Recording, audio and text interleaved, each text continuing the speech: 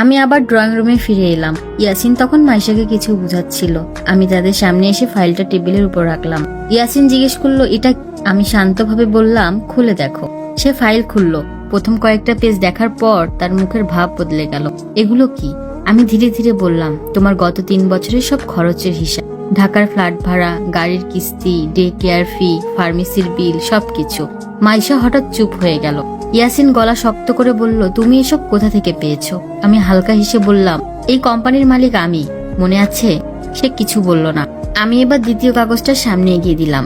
এটা হলো audit report. তুমি কোম্পানির টাকা নিজের ব্যক্তিগত জীবনে ব্যবহার করেছো, নিয়ম ভেঙে, অনুমতি ছাড়া। তুমি বিষয়টা ভুল বুঝছো। আমি তাকে থামালাম। না, আমি খুব ভালো করেই বুঝেছি। তারপর আমি শেষ কাগজটা বের করলাম। ডিভোর্স পেপার, এটা সাইন করে দাও। ঘরটা একদম নিস্তব্ধ হয়ে গেল। মাইশা হতবাক হয়ে আমার দিকে তাকিয়ে আছে। ইয়াসিন কয়েক সেকেন্ড কিছু বলল না, তারপর হঠাৎ হেসে উঠল। তুমি কি সত্যি ভাবছো আমি এসব সাইন করব? আমি শান্তভাবে বললাম তুমি করবেই। কেন?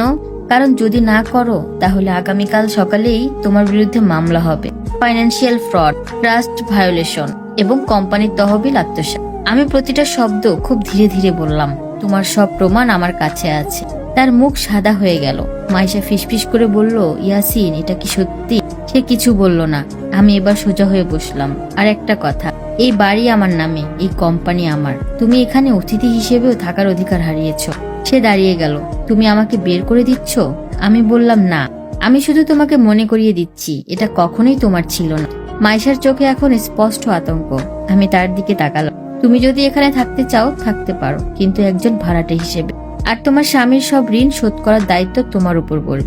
সে যেন কাঁপতে শুরু করলো। ইয়াসিন চিৎকার করে উঠল যথেষ্ট হয়েছে মাহি।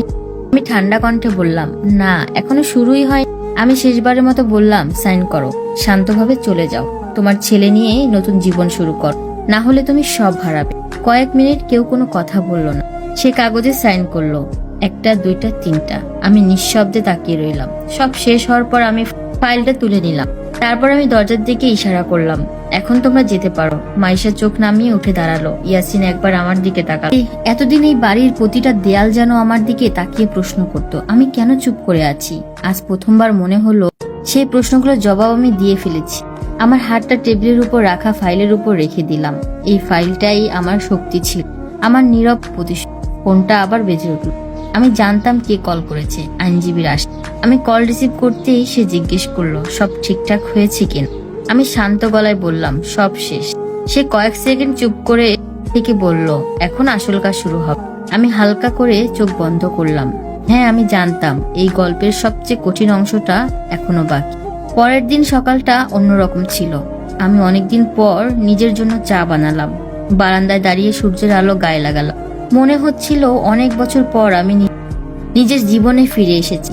কিন্তু এই শান্ত আড়ালে আমি জানতাম না ঝড় এখনো পুরোপুরি থামে। সকাল 10টার মধ্যেই অফিসে পৌঁছে গেলাম। অনেকদিন পর কর্মচারীরা আমাকে দেখে অবাক হয়ে গেল। এতদিনে আমি দূর থেকে সবকিছু সামলাতাম, কিন্তু সামনে খুব কম আসতাম। আমি কনফারেন্স রুমে সবাইকে ডাকলাম।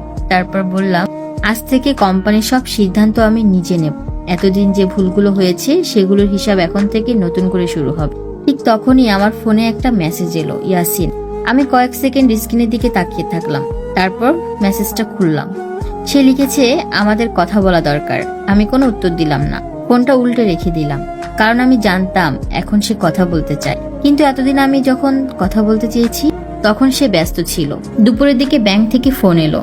তারা কিছু লেনদেন নিয়ে নিশ্চিত হতে চাচ্ছিল। আমি সব ডিটেলস দিলাম। তারপর খুব শান্তভাবে বললাম ইয়াসিনের সব অ্যাক্সেস আজই বন্ধ করে দিন। ওপাশ থেকে কিছুক্ষণ নীরবতা, তারপর সম্মতি। এই একটা সিদ্ধান্তই তার জীবন পুরো পাল্টে দেবে। আমি জানতাম